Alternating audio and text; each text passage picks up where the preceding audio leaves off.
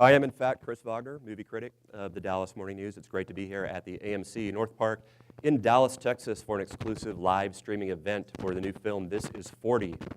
And it's my great privilege to introduce one of the great comedy filmmakers out there. You know him from films such as The 40-Year-Old Virgin and Knocked Up. You may, in fact, know him from some of the great television series as well, including Freaks and Geeks and Undeclared, and going way back. Ladies and gentlemen, Mr. Judd Apatow.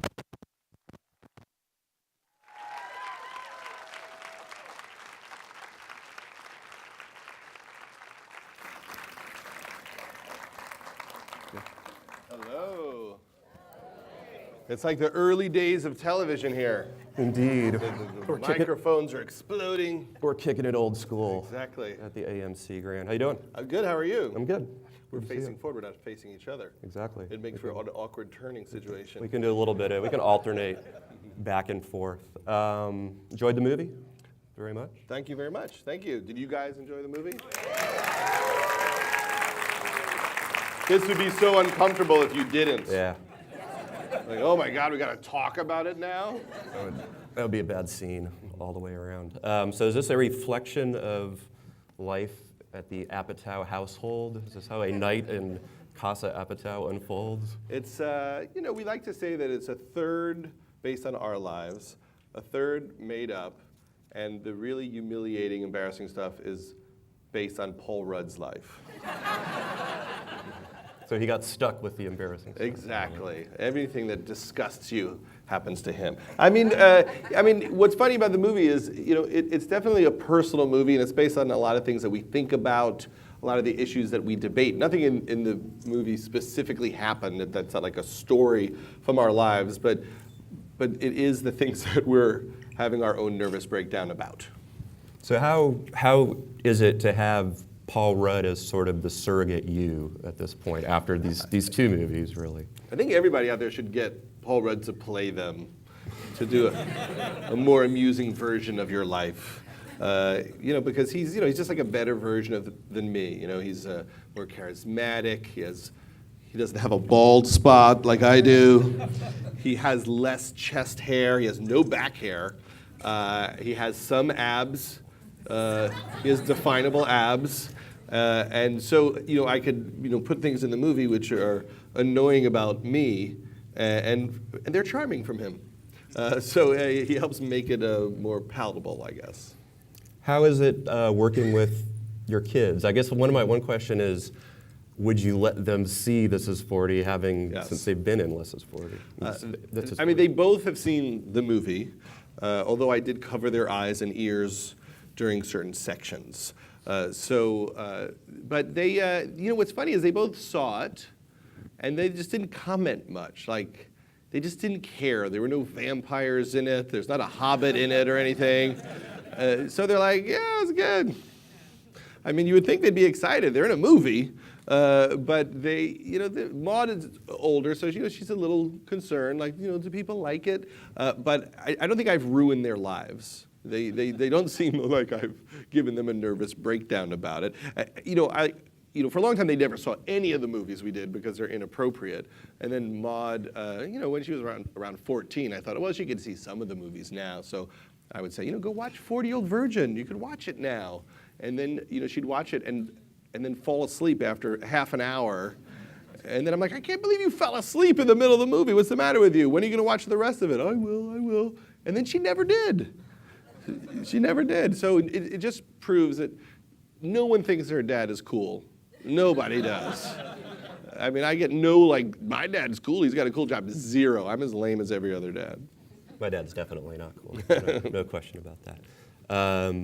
I really like the use of pop music, and you're obviously very deeply into, Graham Parker, for instance. I saw this with another critic fan. He's like, man, I haven't thought about Graham Parker in forever. There's a great scene with the Pixies song that he's rocking out to. How do you approach incorporating those songs and those artists into the film, and why are they so important to you? Graham Parker, I've been a big fan of his for a long time. He has a new album. That album that they talk about in the movie, the new Graham Parker and the Rumor album, actually came out for real this week and is available. It's available on iTunes, so I feel like Pete explaining it.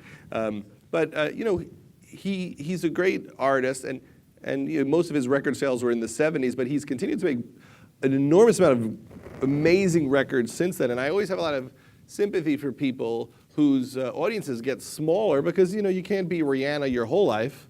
So I thought that'd be a fun thing to write about because I love people like Warren Zevon and Loudon Wainwright who are singer-songwriters, and they're funny and they write songs that are sad and angry, and you could kind of follow their whole life's journey through their music. But I did need a rock star who was willing to make fun of the fact that he's not selling many records anymore. And Graham has a great sense of humor. And we got his band back together. They hadn't played together since 1980. So when we shot the big sequence, their big reunion concert, it really was their reunion concert. And all their kids came, and most of their kids were born after they broke up. So it was very emotional for them to see their dad doing the thing that was maybe the high point of their music career. So it was exciting. And for the score, John Bryan did the score, who's a great artist who produced Kanye West and Fiona Apple, and he scored Magnolia. He's a genius. And we came up with this idea to have all these different artists perform together on the score. So there's a Lindsey Buckingham song, and Norah Jones plays on it with the Punch Brothers, and Graham plays a song with the Punch Brothers. Wilco re-recorded a song for us, and that's just fun. Like, to have an excuse to bug Wilco and ask them to re-record something, and then they do it. I mean, that's just a rock fan's fantasy. And you got Billy Joe from Green Day. And Billy Joe from Green Day came down and hung out with us all day long, and so that was super fun also. Cool. I never could believe anyone will show up.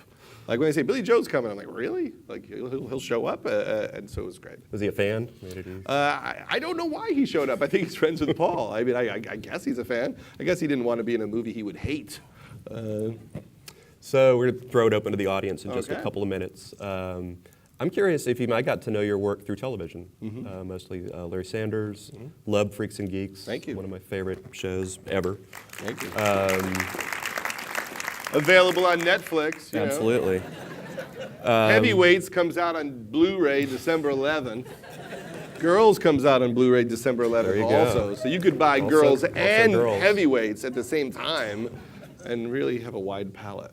I'm wondering if you miss that regular involvement in TV and how different it is from your main bread and butter now, which is movies. Well, TV's just so much work. I mean, to make something every week is just so exhausting when you care that much. It just never stops. It's like making This Is 40 for the rest of your life.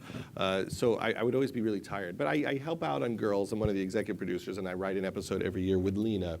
And she's young and has energy and a great positive attitude. So it's really fun to try to assist her in any way I can with the show. And she's got a fun little part in this. She does. as well. I told her, I said, you're doing this part in the movie, and it's a little small appearance.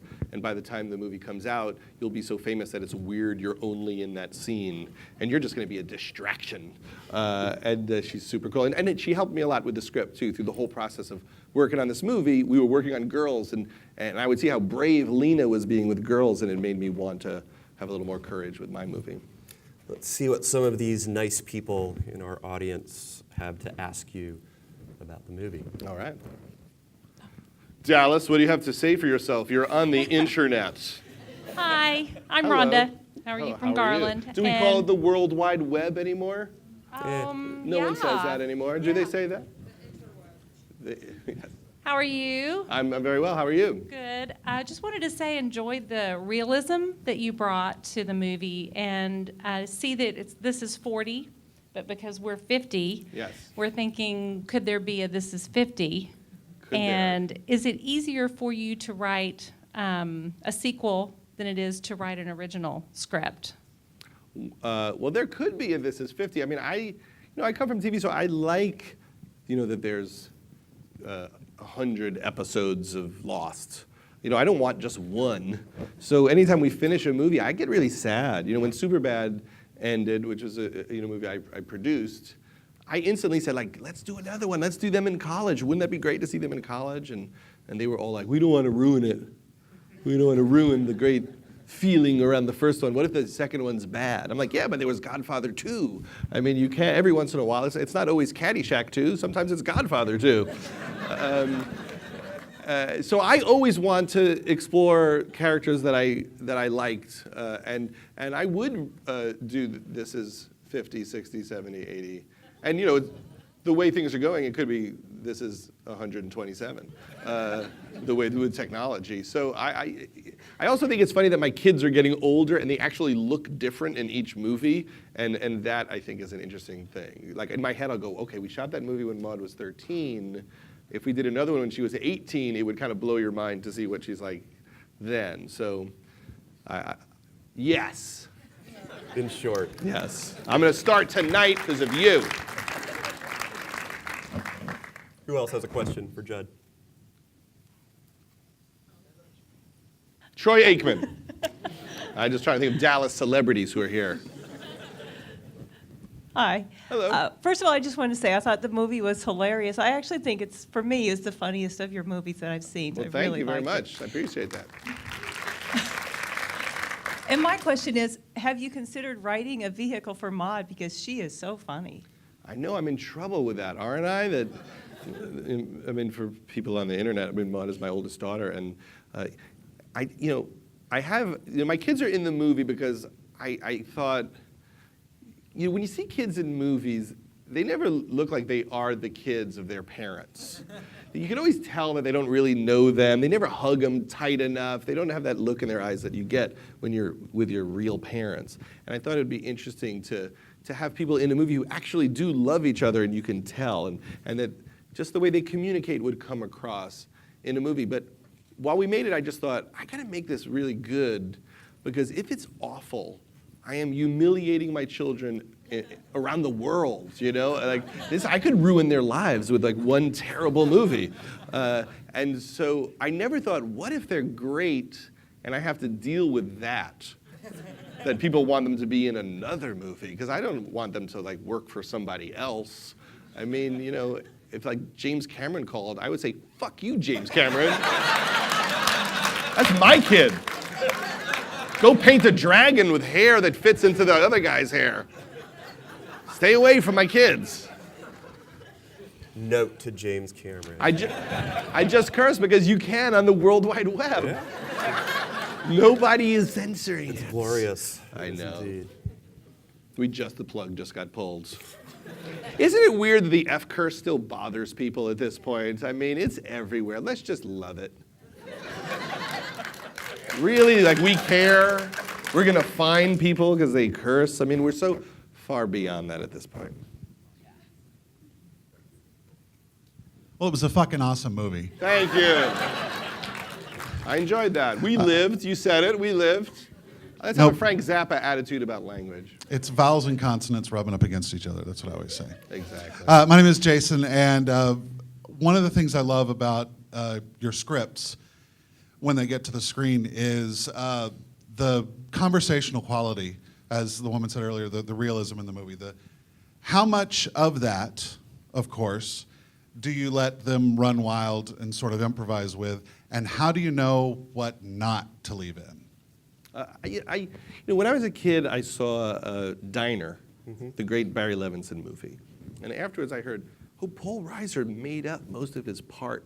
And it kind of blew my mind. I don't know why. Like it had a big impact on me. Oh, so the actors can make a contribution to the script. So, ever since I started any of this, I've always tried to collaborate with the actors because, people are funny. You can't hire somebody like Melissa McCarthy and just say my words, not your words. Wait, I didn't write that. You can't do that. You have to sit with them and go, what would you do? She's, a brilliant, hilarious mind. And so what I do is I write the script and then I go into rehearsals and then we just play and I rewrite, on my feet as I'm hearing it and toss out new lines for them and they come up with suggestions. So it's not really about the improv on the set, although there's a little bit of that. It's really about the fact that we've been talking about it for 5 months. And, if I'm doing a scene with Albert Brooks, he'll email me jokes the night before, like, I think I beat that joke. And he's Albert Brooks. He did beat the joke, his joke will be better than mine. And so I'm just open to us all being in it together. Do you try to cast people who are capable of thinking on their feet like that and Yeah, contributing? I think so. I mean, even my kids, you can get them loose enough where they just start talking and debating issues. That scene where they're debating whether or not Iris is old enough to watch Lost is a good example. A lot of that happened in the moment because Maud really doesn't want her to watch Lost, mainly because she wasn't allowed to watch it till she was 13, and at the time Iris was 8, so the idea that she would get to see it 5 years before she did just felt wrong. She's very aware of, I was allowed to do this at this age, and you will not do it before I did it. And then they'd start debating that issue, and they forget there's cameras there, and they just get mad at each other, and it's really funny. But they also know they're funny, and they're trying to be funny at the same time. So, I actually think anybody can do it. It's just about relaxing and being yourself. Who else has a great question, or even just a question? Over here. Okay. Hi. First, I just wanted to say thank you for continuing to put Jason Segel in your movies. That makes me very, very happy. I'm up here. My question is, one of the things that I really love about your work is not just the main relationships, like the romantic relationships, but the friendships that you portray, going all the way back to Freaks and Geeks, and then even in especially Pineapple Express, things like that. And I was wondering what your motivation or inspiration behind having these really deep friendships is. Well, that's there's nothing more important in your life than your friendships. And what I learned really early on when I was at the Larry Sanders Show, Gary Shandling taught me most everything I know about writing. And what he learned, through a great acting coach that he worked with named Roy London, is that all scenes are really about people who love each other, but life gets in the way. And he used to say, the Larry Sanders Show is about a group of people who love each other, but show business gets in the way. And that's how I like to think about it. You could love another person, but be kind of crazy based on how you were raised or the wounds that you had, and that may make it really hard to get along, but you're still trying to connect. And that attempt to connect and to be there for someone else is what interests me the most, whether or not it's Leslie and Paul Rudd or what Jonah Hill and Michael Cera do in Superbad. They love each other, and they're so afraid to go to college that they're trying to meet girls, but really they're upset that they're not going to get to hang out together. And that's what moves me in this kind of work. And then it can be funny because people make a ton of mistakes in life, and the mistakes are usually what makes you laugh. I love that you found a part for Robert Smigel. One of the funniest Triumph people the insult comic on dog. earth, yes, and one of the master of comedic animation. That's right. As well. He was, at Saturday Night Live for a long time. He wrote the great William Shatner sketch. William Shatner at the Star Trek convention sketch, and did TV Funhouse, and he plays Paul Rudd's best friend. And I like just having funny people on the set. The person that plays Barb, who talks about how she feels nothing down here due to her C-section. That's Annie Mumolo, who co-wrote Bridesmaids. And she's from the Groundlings and a very charismatic actress as well. So I always like to have a lot of people on set who are really, really super funny. And I apologize if I point one way and the questioner is that way. The lights are really bright down here. I swear, that's it. Who else has a question? I am, of course, blind. Okay. Hey. Over there. See, I pointed over there last time. If you guys delay, people switch over to a porn website. You understand? There's so many options right now on the internet. We got to keep their attention. Yes. Oh, I'm a big fan. I was wondering what advice you'd give to a young filmmaker. The main advice I give to people is that, when I was a young man, if I made something, there was no way to get anyone to watch it because there wasn't a World Wide Web. There wasn't Funny or Die. There wasn't YouTube. And so we're in a very kind of awesome time where it's not expensive to film things. You could do it with your camera. You can do it with your iPhone. and it'll actually look pretty good. And if you get a good mic, it'll sound pretty good. And you could make something interesting or funny or dramatic and put it on the internet, and if it's good, people will find it, and then someone might want to pay you to do the next one.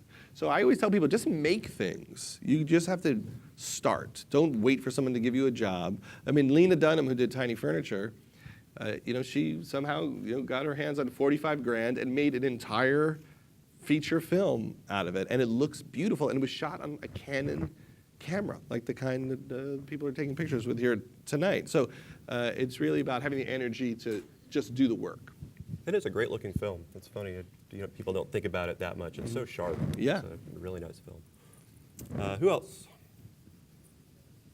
I'm just gonna start pointing randomly, but up there. Yeah. Okay, go. Can I go? Yes. Okay, sorry. Huh? Okay, sorry. How much involvement do you have in producing your movies versus directing, and which do you prefer the most? I have a great producer who handles all of the physical production, as well as being a creative person named Clayton Townsend, who worked with Oliver Stone for a long time. And right now he's doing the new Fast and the Furious movie. He's very overqualified to work with me.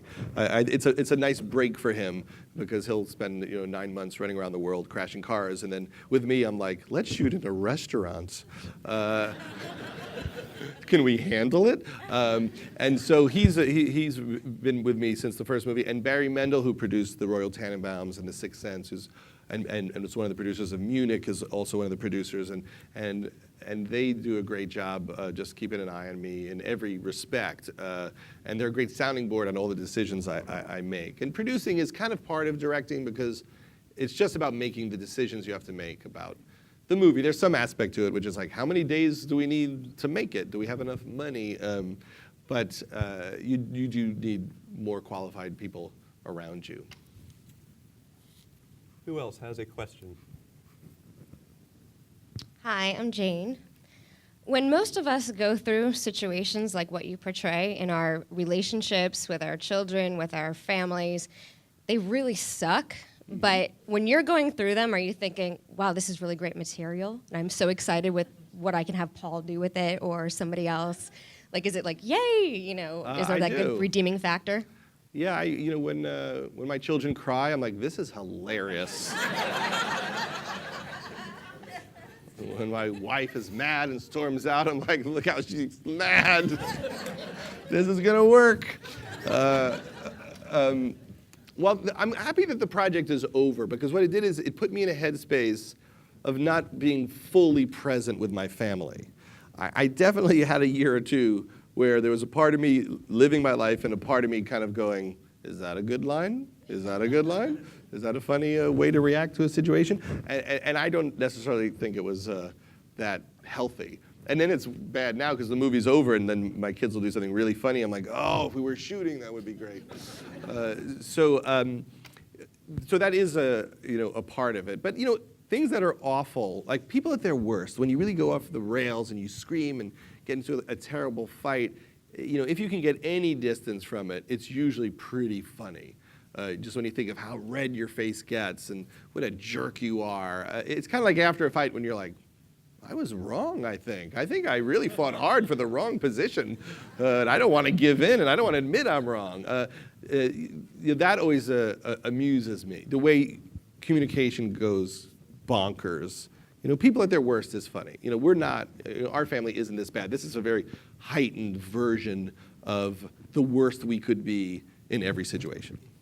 I'm curious, was there a specific midlife crisis period where, oh damn, I'm 40 now? I think Leslie is in the middle of a midlife crisis right now. She readily admits that that it hasn't ended and it continues. I think it's because she realizes that our kids, are a little older now. They don't need to hang out with us as much, and that, at some point, pretty soon, they're going to go to college, and she's going to be left alone with me. And then she's like, I can't believe they leave and you stay? That doesn't seem fair at all. So that might be giving her a nervous breakdown. My breakdown was at 30, because I always thought, when you're in your 20s, you're supposed to go crazy and have sex and do drugs and travel and just do stuff that you can't do when you settle down. And I didn't really do anything. I just worked and tried to get a job. So when I hit 30, I thought, I can't believe I didn't go nuts. But the one time that like when I was in college where I got really like drunk and wasted, I just threw up in front of everybody in the dorm, and people took pictures of me vomiting, and then the next day they showed me the photos, and it looked like an octopus was jumping out of my mouth. And I thought, I don't ever want to do that again. Like, that wasn't fun at all. So maybe I didn't miss out on anything. I bet James Cameron could do something with that, actually. Oh, man. Projectile octopus action. He could take that octopus and connect its hair to your hair, and you could ride the octopus. Let's take another question. You will have a microphone in just a moment. You have a loud voice. People are just switching right now and looking at Springsteen videos on You're YouTube. next. This gentleman first, and then down to you. Hey. Yes, sir. Your films are longer than the typical comedy. Is there a particular motivation you have for doing that, or is it just... Well, how much is a movie here? $11 per person. It's $11. Popcorn is about $47. So if I give you an extra 15 minutes, that's free. You're not paying extra for that. I always think like, where do you got to go? You'll watch Game of Thrones every week forever. They hang out for 15 minutes. We're okay. You're going to go home and watch Dateline or whatever. And I think, when things are a little bit longer, you're saying that, those people are worth your time.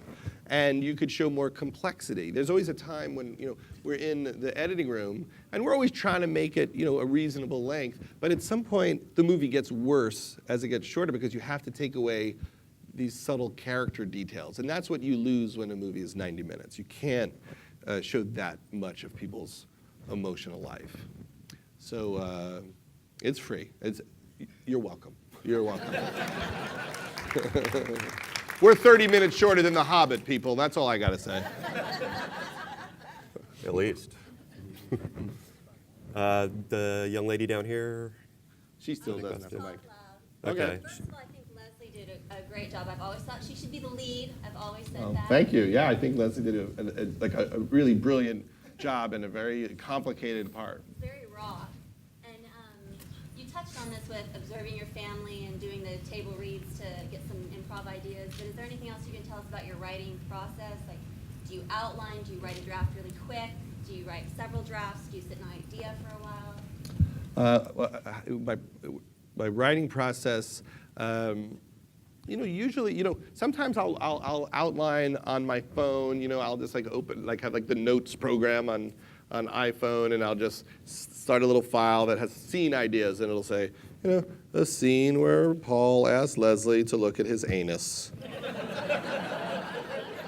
A scene where the kids fight over whether or not, Charlotte can watch Lost. And I'll just start listing scenes and hundreds of scenes.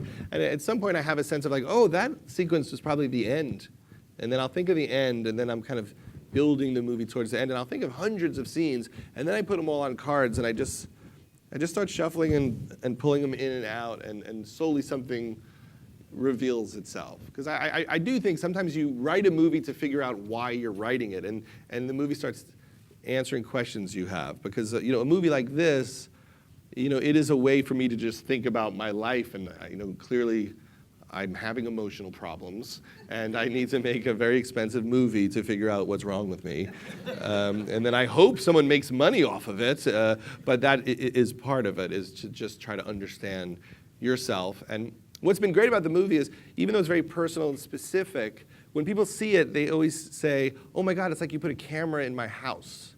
And that's what's been, I think, best about it, is the more specific I got, the more universal it became, that everybody is having these arguments and thinking about these issues. Let's go to the world of the internets and see who has questions out there. Let's all go see Skyfall after this. What do you say? Yeah. Who cares about this comedy? What's Bond up to? There you go. Rhiannon Beckett on Facebook asks, what made you want to continue the story? I'm assuming the story of the knocked up characters. I love the idea, just curious. After Knocked Up, people would quote Pete and Debbie's arguments back to me. There was a line where Leslie says, just because you don't yell doesn't mean you're not mean. And a lot of people would say that to me, or just the sequence where she's yelling at the doorman and saying, doorman, doorman, doorman.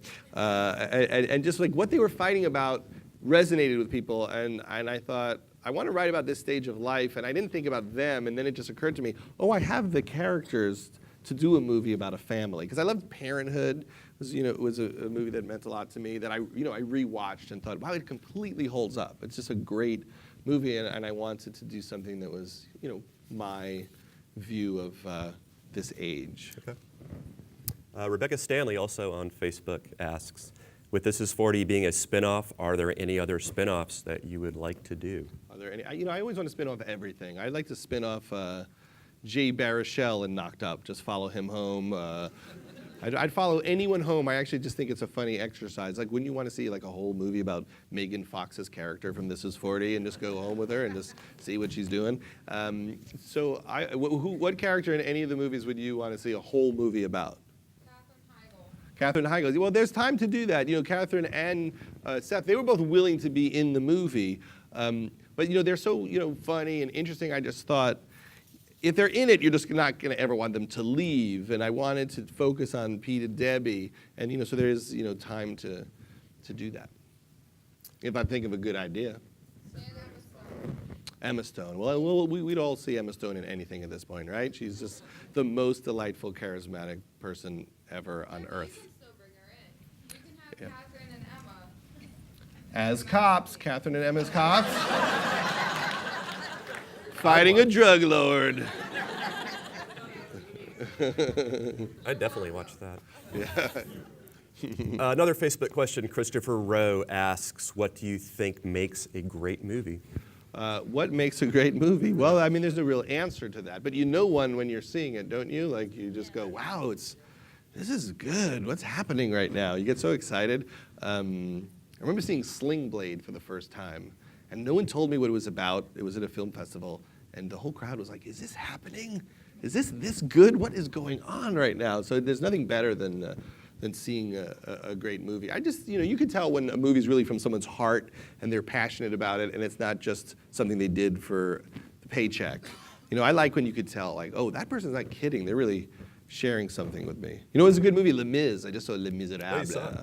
Man, that's good. It's supposed to be the best thing since sliced bread. That's what everybody's saying. It's the best thing since French bread.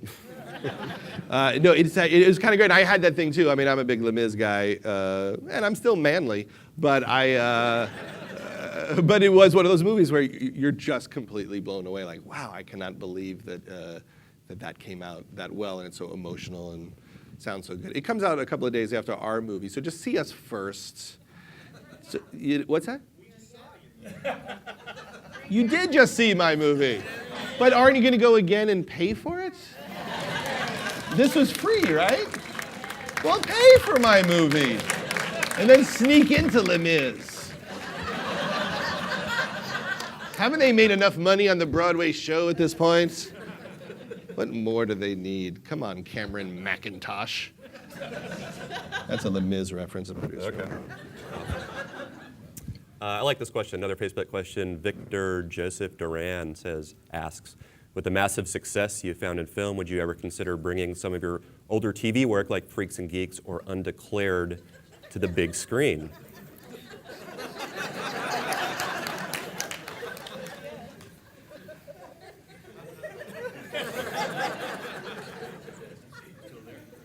Is that a no comment?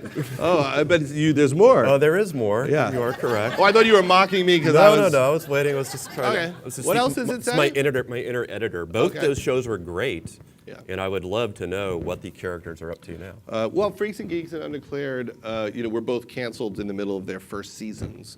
And a lot of the people that we love, were in those shows. But we never thought about doing a movie because... I don't know. I guess I just said I like sequels, so why wouldn't I want to do Freaks and Geeks? I guess I'm wrong. We just did a photograph of the cast of Freaks and Geeks. I edited the January issue of Vanity Fair. They let me be the guest editor of a comedy issue, and so I got everyone from Freaks and Geeks together to take a photo, which is the first time we did that since the show was canceled in the year 2000. And they're so charismatic, and they have such chemistry together. Even in taking a photo, you could just feel the energy, like it's a machine that's ready to go. And that was the first time I thought it would be pretty cool to do something with them. So I doubt we would, but every once in a while, remember they used to do like Mayberry RFD 30 years later? Mary and Rhoda 25 years later. Have they ever done it like where it's awesome? You could be the first. Where you're like, that was better than the TV show. They topped it with the TV movie 35 years later. So we're all scared to do it. But in a way, every movie I make is an episode of Freaks and Geeks. I'm just pretending that the show wasn't canceled.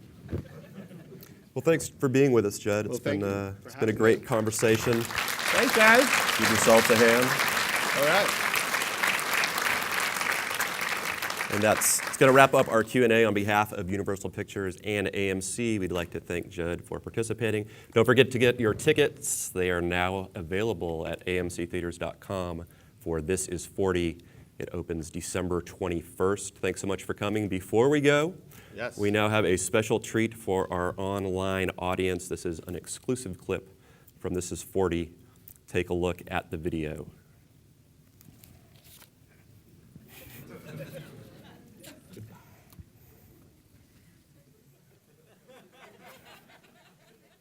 And you can watch us sit here and wave while we wait for that.